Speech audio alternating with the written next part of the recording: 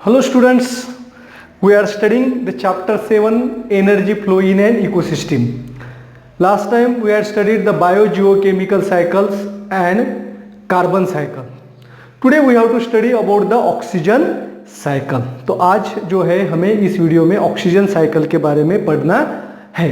तो ऑक्सीजन क्या होता है? We know that all of you know about the oxygen. Oxygen is very important elements and it is also called as life element. इसको life element भी कहते हैं because oxygen is required for each and every living organism for the respiration. तो सभी जीवों को oxygen respiration के लिए लगता है. तो ये ऑक्सीजन कंटेंट जो है हमारे एटमॉस्फेयर में होना चाहिए. अगर इसकी मात्रा कम हो जाती, इसका कॉन्सेंट्रेशन कम हो जाएगा तो इसका एडवर्स इफेक्ट सभी सजीवों के ऊपर होता है. तो यही साइकिल है ऑक्सीजन साइकिल, जिसकी वजह से हमारे एटमॉस्फेयर के अंदर ऑक्सीजन का कॉन्सेंट्रेशन मेंटेन रहता है. तो चलो तो आज हम पढ़ते हैं ऑक्सीजन साइकिल के बारे में. तो we know that there are 21% of oxygen is present in our atmosphere. हमारे एटमॉस्फेयर में सबसे ज़्यादा जो गैस है वो है नाइट्रोजन, जो फ्री फॉर्म में होती है. और उसके बाद सबसे ज़्यादा अबंडेंट गैस जो हमारे एटमॉस्फेयर में पाई जाती है वो है ऑक्सीजन, जिसका प्रोपोर्शन है 21% इन the atmosphere. It is not only present in the atmosphere, it is also present in hydrosphere और लिथोस्फीयर. इसके अंदर भी ये गैस प्रेजेंट होती है. तो बायोस्फीयर जो है, बायोस्फीयर का अर्थ क्या है? तो biosphere means it is the part of our earth where living things are found. यहाँ के अर्थ में जहाँ जहाँ पे जीव पाए जाते हैं उस सभी हिस्सों को कहते हैं बायोस्फीयर. तो हाइड्रोस्फीयर यानी कि पानी वाला हिस्सा, लिथोस्फीयर यानी कि जमीन और रॉक वाला हिस्सा, और एटमॉस्फेयर यानी हवा वाला हिस्सा, इन सभी में जीव होते हैं. तो बायोस्फीयर के अंदर ये सभी आते हैं, हाइड्रोस्फीयर, लिथोस्फीयर और एटमॉस्फेयर, ये तीनों आते हैं. And it is biosphere is the sum of all ecosystem. सभी इकोसिस्टम भी किसके अंदर आते हैं? बायोस्फीयर. देयरफॉर ये ऑक्सीजन जो है, the circulation and recycling of oxygen within the biosphere is called as oxygen cycle. तो ऑक्सीजन साइकिल की ये डेफिनेशन है, इसको अच्छी तरह से समझ लेना है. Circulation and recycling of oxygen within the biosphere. हमारे बायोस्फीयर में ऑक्सीजन का सर्कुलेशन भी होता है और ऑक्सीजन तैयार भी होती रहती है, और इसे कहते हैं ऑक्सीजन साइकिल. तो oxygen cycle it includes both biotic and abiotic components. कल के वीडियो में बायोटिक और अबायोटिक कंपोनेंट के बारे में मैंने आपको डिटेल में बता दिया था. तो बायोटिक कंपोनेंट्स यानी कि लिविंग थिंग के अंदर जो कंपोनेंट्स है वो बायोटिक, और नॉन लिविंग थिंग्स के अंदर जो है वो अबायोटिक. अगर ऑक्सीजन एटमॉस्फेयर के अंदर है तो वो अबायोटिक है, और अगर वही ऑक्सीजन एनिमल्स के बॉडी के अंदर है तो वो क्या हो गया? बायोटिक ऑक्सीजन होता है. तो इसमें बायोटिक और अबायोटिक कंपोनेंट दोनों भी होते हैं. तो oxygen is continuously produce and it is used up in the atmosphere. तो ऑक्सीजन कौन तैयार करता है? We know that the plants are the producer. They not only produce the food material, they also produces the oxygen in the process of photosynthesis. तो photosynthesis में वो food के साथ साथ ऑक्सीजन भी तैयार करते हैं, और वो यही ऑक्सीजन है वो सभी जीवों को काम में आता है. तो ऑक्सीजन जो है सभी एनिमल्स क्या करते हैं? वो रेस्पिरेशन के लिए ऑक्सीजन का यूज करते हैं, और रेस्पिरेशन करने के बाद कार्बन डाइऑक्साइड उनके बॉडी से बाहर निकलता है, और इस कार्बन डाइऑक्साइड में भी ऑक्सीजन है. तो this carbon dioxide is used by the plants for the process of photosynthesis and again release the oxygen. तो ये एक साइकिल हो गई कि जिसमें ऑक्सीजन लिया और फिर से ऑक्सीजन बाहर निकल के आएगी. That is the recycling and circulation of oxygen. अब जो ऑक्सीजन प्लांट बाहर निकालते हैं, बाहर फोटोसिंथेसिस में ऑक्सीजन जो प्लांट से बाहर आता है, तो ऑक्सीजन सिर्फ एनिमल्स ही नहीं यूज करते. तो एटमॉस्फेयर में अलग अलग प्रोसेसेस होती है जिसमें भी ऑक्सीजन का यूज होता है. फॉर एग्जांपल कंबशन और डिकम्पोजिशन जो है, इन दोनों रिएक्शन के लिए भी ऑक्सीजन लगता है. और कंबशन मीन्स ज्वलन. कोई भी पदार्थ जब जलता है तो जलने के बाद, जलने के लिए ऑक्सीजन जरूरी है. कोई भी पदार्थ को अगर जलाना है तो उसको ऑक्सीजन लगता है। तो अर्थ पे ही हम कोई भी पदार्थ को जला सकते हैं। अर्थ के बाहर स्पेस में जाएंगे, किसी अदर प्लेनेट, दूसरे प्लेनेट में जाएंगे तो वहां पे आपको छोटा सा कागज भी जलाना होगा, पेट्रोल भी जलाना होगा, तो वो नहीं जल पाएगा क्योंकि वहां पे ऑक्सीजन नहीं होता है। तो कोई भी जब जहां पे कंबशन होता है तो वहां पे ऑक्सीजन यूज होता है, और ऑक्सीजन यूज होने के बाद कार्बन डाइऑक्साइड बाहर निकलता है। Decomposition, micro organism dead bodies का डिकम्पोजिशन करता है, तो बॉडी के अंदर जो भी कार्बन कंटेंट है उसको वो बाहर रिलीज होते हैं और उसका कॉम्बिनेशन ऑक्सीजन के साथ होता है, तो डिकम्पोजिशन से भी कार्बन डाइऑक्साइड बाहर निकल के आता है। तो ऑक्सीजन जो है, ऑक्सीजन के बारे में और जानेंगे हम। Oxygen is highly reactive elements, highly reactive. दो प्रकार के एलिमेंट्स होते हैं, इनएक्टिव एंड एक्टिव।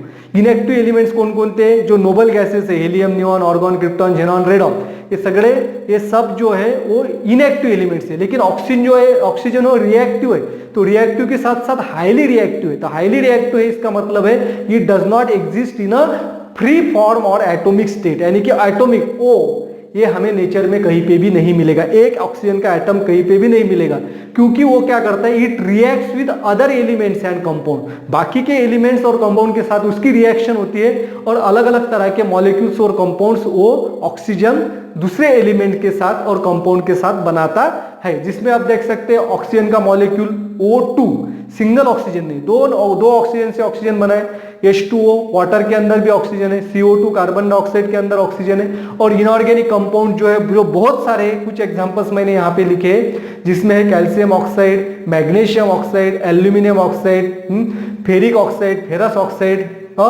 इन सब में क्या होता है, ऑक्सीजन होता है। तो ऑक्सीजन जो है, ऑक्सीजन साइकिल जो बायोस्फीयर के अंदर है, it is a complex process. हमारे बायोस्फीयर में जो ऑक्सीजन साइकिल है ये थोड़ी सी कॉम्प्लेक्स है। तो ऑक्सीजन के यूजेस के बारे में हम पढ़ेंगे। तो uses of oxygen, we know that oxygen is used for various reactions, respiration, combustion, decomposition, corrosion and rusting. तो इसके बारे में तो हमने पढ़ा, रेस्पिरेशन के लिए ये यूज किया जाता है। लास्ट जो साइकिल हमने पढ़ी थी, कार्बोहाइड्रेट्स, कार्बन साइकिल, तो कार्बन साइकिल में हमने पढ़ा था कि प्लांट जो है वो रेस्पिरेशन के लिए ऑक्सीजन यूज करता है। तो रेस्पिरेशन में ऑक्सीजन क्यों यूज करता है कि हमारे सेल के अंदर जो है, हमारे सेल के अंदर क्या होता है, ग्लूकोज आता है। Glucose is a type of carbohydrate, C6H12O6, इसमें कार्बन होता है और ऑक्सीजन भी होता है। लेकिन हम रेस्पिरेशन करते हैं, तो रेस्पिरेशन क्यों करते हैं बच्चों? तो रेस्पिरेशन हम एनर्जी के लिए करते हैं। हमारे बॉडी को जो भी एनर्जी लगती है वो रेस्पिरेशन के प्रोसेस से ही बाहर निकल के आती है। तो वो कहां से निकल के आती है? तो वो फूड मटेरियल, जो कार्बोहाइड्रेट हमारे सेल के अंदर है, यानी कि ग्लूकोज जो है, इसको तोड़ के ही हमारे बॉडी के अंदर एनर्जी बनती है। यानी कि ग्लूकोज को तोड़ने के लिए, उसका डिकम्पोजिशन करने के लिए ऑक्सीजन लगता है। तो ऑक्सीजन जब इसके अंदर आएगा, ये फूड मटेरियल से आया है, और ऑक्सीजन जो है हमारे लंग्स से ब्लड में, और ब्लड से फिर ईच एंड एवरी सेल तक ऑक्सीजन पहुंचता है। और जहां ऑक्सीजन जो है वो ग्लूकोज के साथ रिएक्ट होता है और इसके बाद ग्लूकोज मॉलिक्यूल टूटने लगता है, तो उसमें से कार्बन डाइऑक्साइड बाहर निकलता है, वाटर बाहर निकलता है और एनर्जी भी बाहर निकलती है। कल हमने इस रिएक्शन को डिटेल में पढ़ा था। तब इसमें जो है क्या क्या बाहर निकल रहा है, कार्बन डाइऑक्साइड निकल रहा है, water in the form of vapours, और एनर्जी भी बाहर निकलते आ रही है, बराबर है। तो कार्बन डाइऑक्साइड बाहर निकल के आता है, और वही कार्बन डाइऑक्साइड जो है, इस रिएक्शन को हम उल्टा करेंगे, carbon dioxide plus water and they takes the sunlight in the form of energy. अब देखिए, क्योंकि कार्बोहाइड्रेट से जो एनर्जी बाहर निकल के वो एनिमल ने यूज की है, इसलिए ये एनर्जी जो है यहाँ पे यूज नहीं होती। तो प्लांट्स जो है, इसमें क्या मिलाता है, सिर्फ एनर्जी मिलाता है। कार्बन डाइऑक्साइड और वाटर के अंदर एनर्जी मिलाने के बाद यहाँ पे तैयार होता है, फिर से ग्लूकोज तैयार होता है, वाटर मॉलिक्यूल्स भी तैयार होता है, और साथ में ऑक्सीजन भी बाहर निकल के आता है। आ गया समझ में? तो ये रिएक्शन है। तो ये है रेस्पिरेशन, और रेस्पिरेशन को रिएक्शन को हम अगर उल्टा बना दे तो उससे बनती है ये फोटोसिंथेसिस की रिएक्शन। एंड दिस रिएक्शन, और ये जो ऑक्सीजन है, ये ऑक्सीजन फिर एनिमल्स यूज करते हैं, और कार्बन डाइऑक्साइड जो रेस्पिरेशन में तैयार हुआ वो प्लांट यूज करते हैं। This is use by plant for photosynthesis, and animals for respiration. आ गया समझ में? तो रेस्पिरेशन जो है, और रेस्पिरेशन के दो टाइप्स होते हैं, एरोबिक रेस्पिरेशन और अनएरोबिक रेस्पिरेशन। तो अभी हमने देखा रेस्पिरेशन के लिए ऑक्सीजन लगता है, तो जो एनिमल्स रेस्पिरेशन के लिए ऑक्सीजन का यूज करते हैं उसे एरोबिक रेस्पिरेशन कहते हैं, और वो एनिमल जो है उस एनिमल को कहते हैं aerobes. Most of the micro organisms, बहुत सारे माइक्रो ऑर्गेनिज्म जो ऑक्सीजन का यूज करते हैं रेस्पिरेशन के लिए उसे एरोब्स कहा जाता है। But there are some micro organism they do not use the oxygen for respiration. कुछ माइक्रो ऑर्गेनिज्म जो है जो जमीन के अंदर है जहां पे ऑक्सीजन वहां उनको नहीं मिलता, लेकिन फिर भी उनको एनर्जी लगती है, तो ऑक्सीजन के एब्सेंस में वो रेस्पिरेशन करते हैं, तो उस रेस्पिरेशन को कहा जाता है अनएरोबिक रेस्पिरेशन। और वो माइक्रो ऑर्गेनिज्म जो है जो विदाउट ऑक्सीजन रेस्पिरेशन करते हैं उसे कहते हैं अनएरोब। उसे कहते हैं अनएरोब। आ गया समझ में? एरोबिक और अनएरोबिक रेस्पिरेशन। तो ऑक्सीजन जो है इसका यूज होता है for the synthesis of protein, carbohydrates and fats. यहाँ पे तो हमने देखा है कार्बोहाइड्रेट्स तैयार करने के लिए भी ऑक्सीजन लगता है, प्रोटीन्स में भी ऑक्सीजन होता है और फैट्स में भी ऑक्सीजन होता है, और बहुत सारे एलिमेंट्स जो कंपाउंड जो है उसमें ऑक्सीजन होता है। It is used in the various chemical reaction. अलग अलग तरह के केमिकल रिएक्शन में भी ऑक्सीजन का यूज होता है। रेस्पिरेशन में हमने पढ़ा है कंबशन, डिकम्पोजिशन, कोरोजन और रस्टिंग, ये भी केमिकल रिएक्शन है। कंबशन के बारे में हमने पहले ही पढ़ा था, ज्वलन, जहाँ कहाँ पे भी जलने की प्रोसेस होती है वहाँ पे ऑक्सीजन लगता है और कार्बन डाइऑक्साइड बाहर निकलता है। डिकम्पोजिशन, माइक्रो ऑर्गेनिज्म जब कोई भी पदार्थ है उसका अपघटन करते हैं, यानी कि उसको सड़ाने की प्रोसेस होती है, या डेड बॉडी जो उसका डिकम्पोजिशन होता है, तो वहां पे ऑक्सीजन उनको लगता है और उसमें से कार्बन और ऑक्सीजन से कार्बन डाइऑक्साइड बाहर निकलता है। कोरोजन जो है, कोरोजन मीन्स, कोरोजन सबको पता है, it is the degradation and decaying of metals by the action of environment.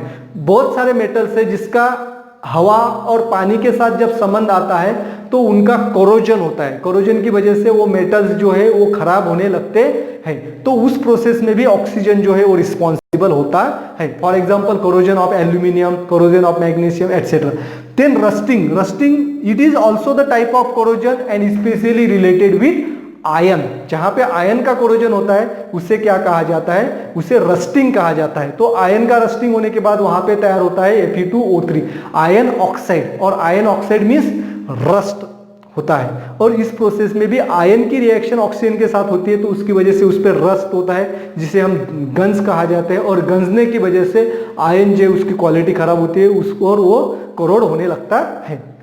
Then it is also use for the formation of ozone. Ozone जो है, ओजोन के बारे में आपको पता है। Ozone, what is ozone? Ozone क्या है? हमारे अर्थ के ऊपर जो भी प्लांट्स और एनिमल्स है उनका प्रोटेक्शन अल्ट्रावायलेट सनलाइट से करने का काम कौन करता है? ओजोन। तो अल्ट्रावायलेट लाइट जो है, जो अल्ट्रावायलेट लाइट्स जो आती है सन से हमारे अर्थ के ऊपर आती है, तो अल्ट्रावायलेट लाइट जो है हमारे अर्थ तक ओजोन की वजह से ही पहुंच नहीं पाती है। तो वो ओजोन का फॉर्मेशन, ओजोन का फॉर्मूला वहां पे लिखा है मैंने, O3 is the formula of ozone. तो formation of ozone it is take place in stratosphere. Stratosphere में ओजोन तैयार होता है और उसके दो स्टेप होते हैं। तो स्ट्रेटोस्फीयर कहां पे होता है? The region above the earth surface between 10 to 50 kilometre, 10 से 50 किलोमीटर जो अर्थ का ऊपर का भाग जो है वहां पे जो है ओजोन तैयार होता है, दैट इज द स्ट्रेटोस्फीयर। तो पहली स्टेप जो है, फर्स्ट स्टेप में क्या होता है?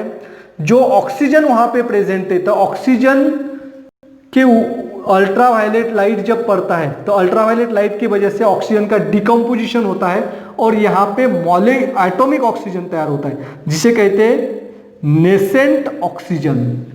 हमने पहले पढ़ाया था कि ऑक्सीजन नेचर में कभी एटॉमिक स्टेट में एग्जिस्ट नहीं होता है, तो यहाँ पे एटॉमिक स्टेट में ऑक्सीजन आ गया है। अल्ट्रावायलेट की वजह से ऑक्सीजन मॉलिक्यूल स्प्लिट होकर वहां पे एटॉमिक ऑक्सीजन तैयार होता है, तो मॉलिक्यूल का दो ऑक्सीजन के एटम में ट्रांसफॉर्मेशन। अब देखा है हमने कि ऑक्सीजन तो अनस्टेबल है, तो ये एटॉमिक ऑक्सीजन जो है अनस्टेबल होने की वजह से उसे स्क्वायर ब्रैकेट में दिखाया जाता है। तो इट रिएक्ट्स विद और combine with other oxygen molecule, ये है स्टेप सेकंड। तो सेकंड स्टेट में ऑक्सीजन और नेसेंट ऑक्सीजन इसका कॉम्बिनेशन होने के बाद यहाँ पे तैयार होता है O3 मॉलिक्यूल, और O3 मॉलिक्यूल को कहते हैं ओजोन। तो ओजोन तैयार होने के लिए भी ऑक्सीजन की जरूरत होती है। तो this is the oxygen cycle. तो ऑक्सीजन साइकिल जो है यहाँ पे बुक में भी डिटेल में यहाँ पे पिक्चराइज की है। अब यहाँ पे देख सकते हैं break down of sugar molecule by animals. तो एनिमल्स क्या करते हैं, शुगर मॉलिक्यूल कार्बोहाइड्रेट्स का ब्रेकिंग करते, तो जिससे वजह से कार्बन डाइऑक्साइड बाहर निकलता है।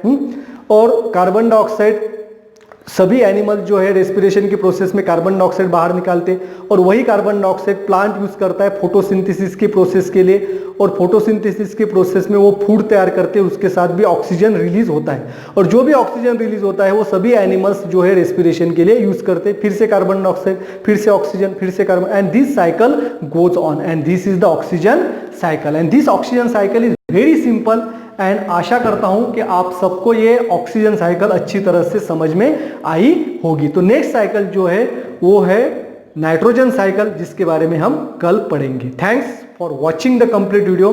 Don't forget to subscribe the channel and like the video.